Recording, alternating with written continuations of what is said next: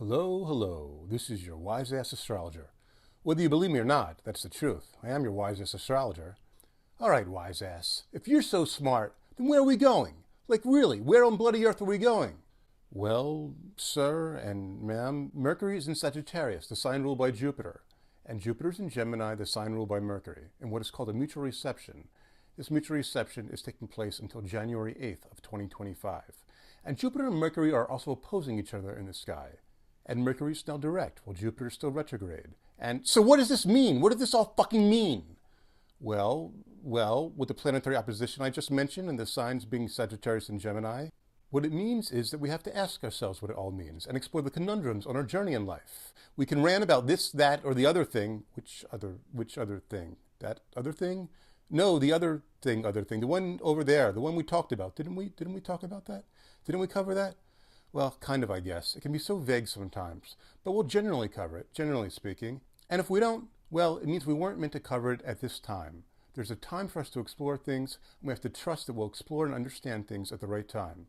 That's the philosophy anyway. But we'll get there somehow. I promise we will. So are your philosophies going to give us direction in life, wise-ass? No. Your philosophies are going to give you direction in life. Faith, my brothers and sisters. Faith will lead us to the promised land, but we got to connect somehow. We've just somehow got to connect. And to connect, we have to crisscross the themes of Gemini and Sagittarius. So let's talk about those themes, yeah?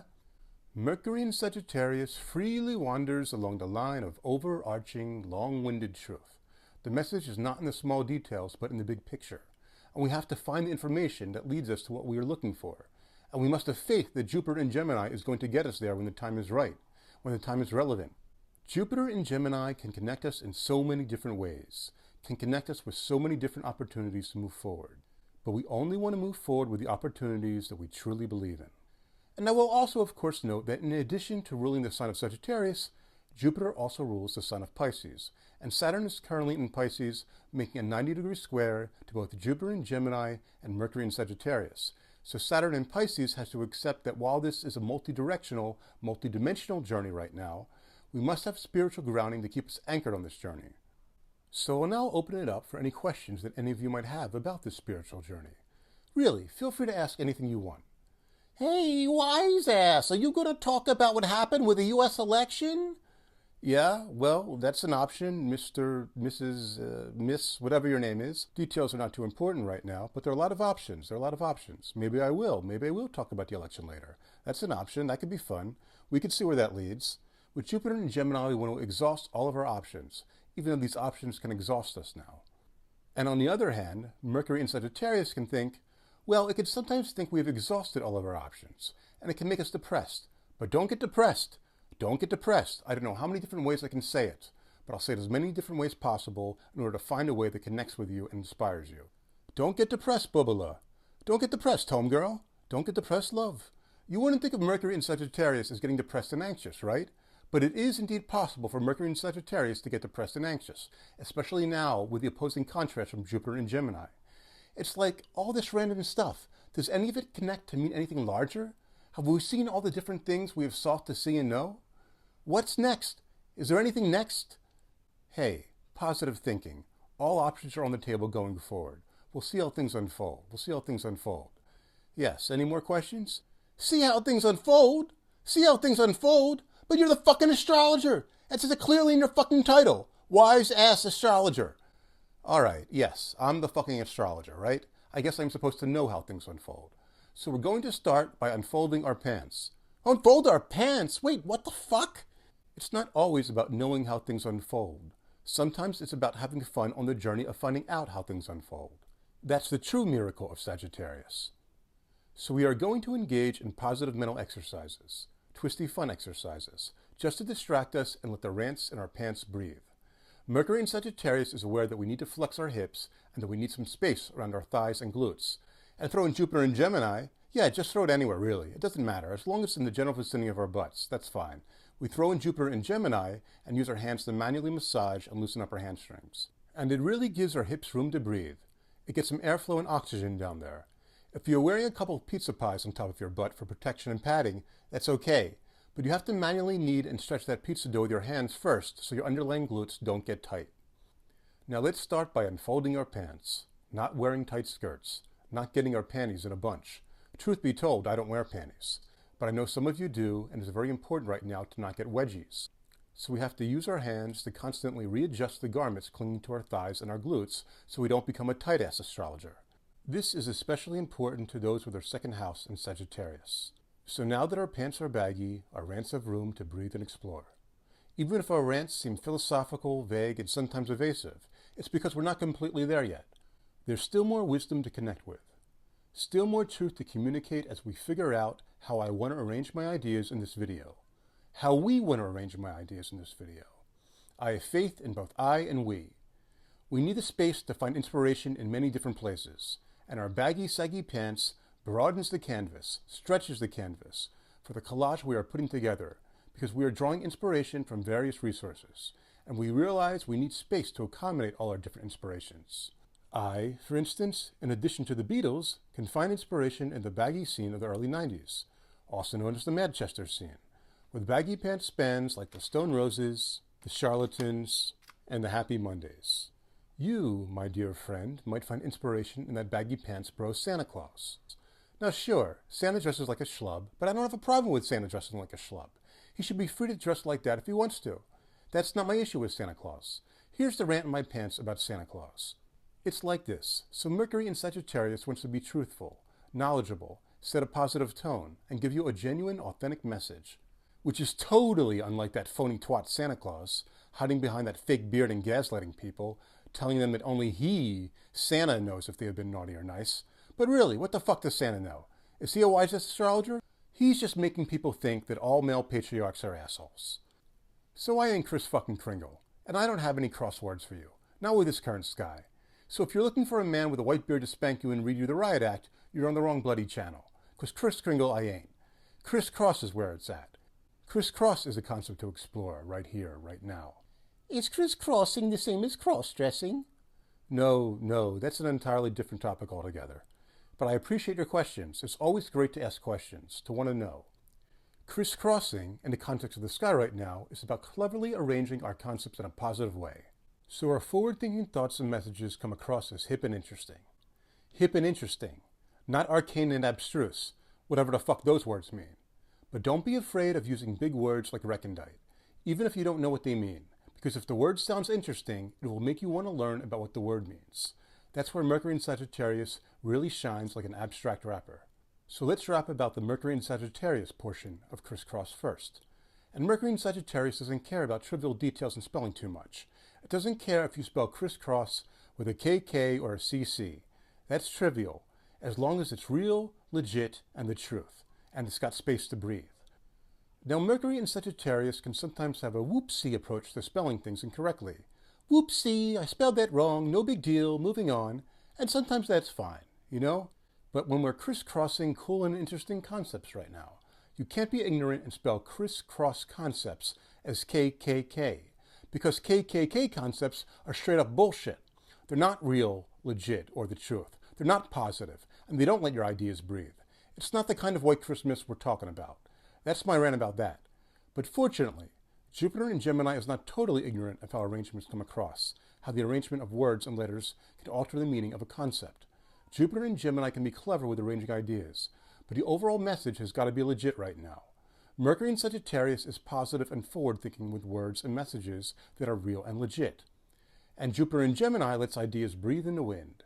So to illustrate this lesson with props, to represent Mercury in Sagittarius, we have a vinyl single by the duo Criss Cross titled I'm Real. This Criss Cross is spelled KK, but that doesn't matter. What matters is that they are repping the truth by wearing these baggy pants that were fashionable in the early 90s. So you know it's real, it's legit. And that's the message of Mercury in Sagittarius. But we have to somehow crisscross it with a concept from Jupiter in Gemini, so we can conceptualize the truth in a way that's fluid and breezy. That's the conundrum, Daddy Mac. That's the conundrum, Mac Daddy. So to solve that, we crisscrosses I'm Real with Christopher Cross's Ride Like the Wind from his 1979 album, Christopher Cross. So that is a lesson of the sky now with Mercury in Sagittarius and Jupiter in Gemini. Crisscross with Christopher Cross, and you get I'm Real and Ride Like the Wind. So there are a lot of ideas. Some connect, some don't. But the ones that don't, it's no big deal. It's all part of your journey to move you forward. So get the message and let it ride. Sometimes you have to shut up and observe, and sometimes you have to comment.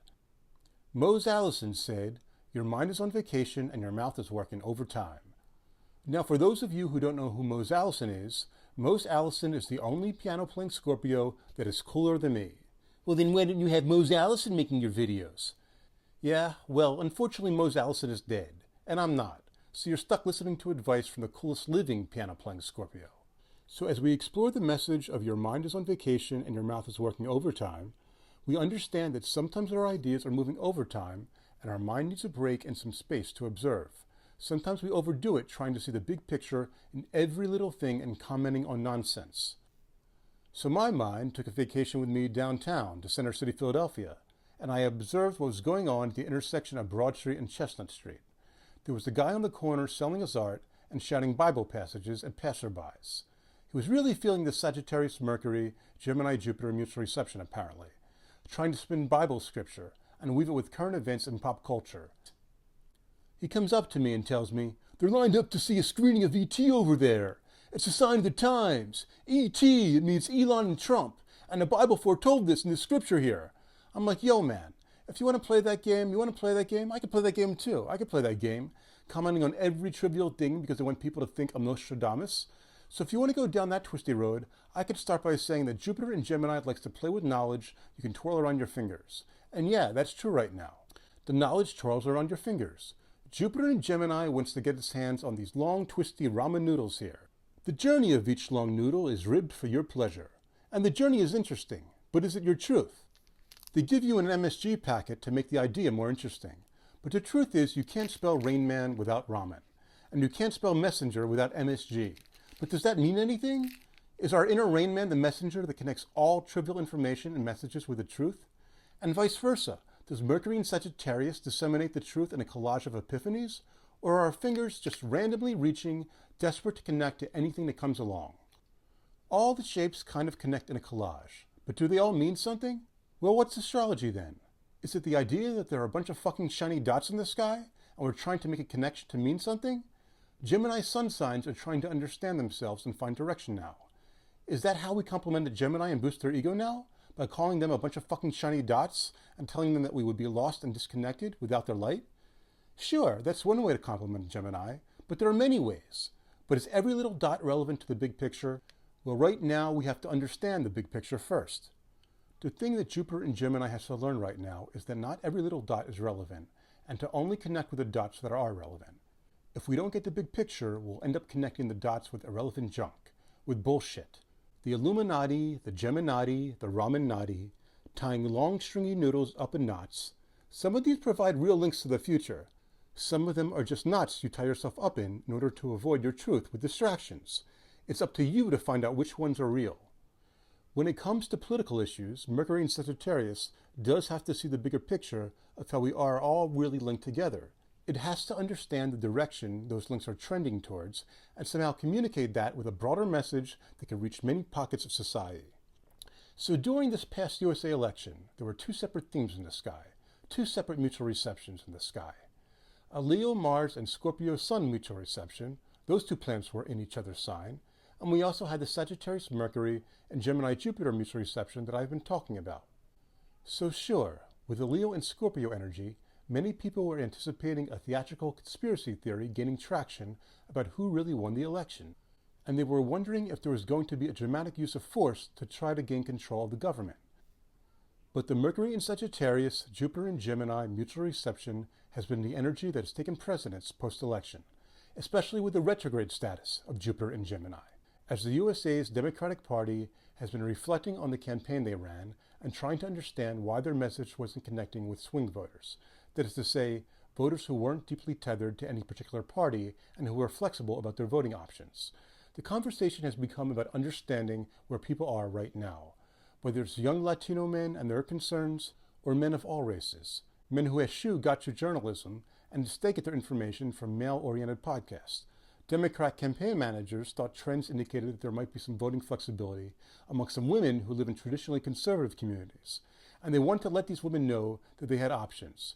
But one of the most important lessons of Mercury in Sagittarius, maybe the most important lesson of Mercury in Sagittarius, and especially as it applies to politics, is that you want your message to come across as inspirational, not condescending, or else it will backfire. Many women who live in conservative communities were turned off by Democrats challenging them to go rogue. Now, hey, sometimes you got to try different tactics. You never know. But if you do challenge someone, there is a chance they may take it as an affront and push back against you. In politics, it's often easy to be lazy and make assumptions about your constituents. It's easy to generalize about people based on their socioeconomic class, gender, religion, and sexual orientation. So you always have to find out where all the different movements are right now, this very moment. Ask where people are right now. Observe the way messages are being delivered and received amongst different groups of people. You might think you have the right message, the moral message, but the delivery may be wrong at this moment in time. Don't just assume and go on ignorant rants. Stay current, even if you're right in theory. At its worst, Mercury in Sagittarius can generalize and spout disconnected moral platitudes about being on the right side of history, or the right side of religion. But at its best, it works with Gemini to find out and learn where people are at this very moment. Even if your beliefs are correct, it's difficult to mobilize those beliefs on an island. Winning elections, any election, is not about being right or wrong. It's not even about deeply understanding every issue out there. Winning elections is about timing and about staying connected to everybody, but especially about staying connected to people who don't feel they are being connected with. Jupiter in Gemini knows that we can find unexpected opportunities as long as we are not out of touch and not making assumptions. Making assumptions about any group of people without genuinely being connected to them, or trying to be genuinely connected to them, will turn them off. You don't have to be down with everyone's lingo per se. In fact, people often like you better if you are honest and transparent about where you're coming from, honest about where you might be ignorant, not trying to make a phony attempt to fit in. People have various ideas of what freedom means, and those ideas about freedom are always evolving. It's important that we have these discussions right now. But how do we navigate discussions? Ideally, you want to be free to have discussions without anyone having to walk on eggshells, worried that they'll be yelled at or canceled. Sometimes people are ignorant, sure, but part of having discussions is finding out the truth about people. Because even if people are ignorant, you have to find out if they're ignorant because they are truly mean-spirited and selfish, or perhaps maybe they are just curious and forthright with their desire to understand the overload of information out there in the universe. The hope is, and there's always hope, that people will eventually allow themselves to be sensitive to new information, absorb new information, and that once their ignorance evolves into knowledge, they will be able to comprehensively connect the dots. That's how Saturn in Pisces works with Jupiter in Gemini, by providing a sensitive landing spot for different ideas to sink in. But it's not always easy for Mercury in Sagittarius to deal with Jupiter in Gemini and Saturn in Pisces. When the flavor of the week gets the idea they're the savior of the week, it can be overwhelming if they don't know what they're talking about, even if it's you they are dedicated to saving. That's where Mercury in Sagittarius can get annoyed. Mercury in Sagittarius is like, hey, Jupiter in Gemini. Hey, Saturn and Neptune in Pisces. I appreciate you want to be a savior and all, that it's trendy and winning you cool points to be connected to someone to save. But do you actually understand the journey? Do you understand the cause? What do you actually know? I need to educate you. You don't know what you're talking about. But here's the thing. Sure, you can be moral and principled about not accepting ignorant, image-conscious saviors, but you also have to see the big picture and know when to accept opportunities if it will allow you to move forward. Sometimes you might want to be a preachy know-it-all, and sometimes you have to know when to shut the fuck up and accept something that is good. Understand the big picture. Someone is here right now to accept you, whether they understand you or not. Don't alienate them. So to put it in terms of the weather, it was 59 degrees Fahrenheit and sunny last Tuesday in Philadelphia, in the middle of December, which was a bit unusual.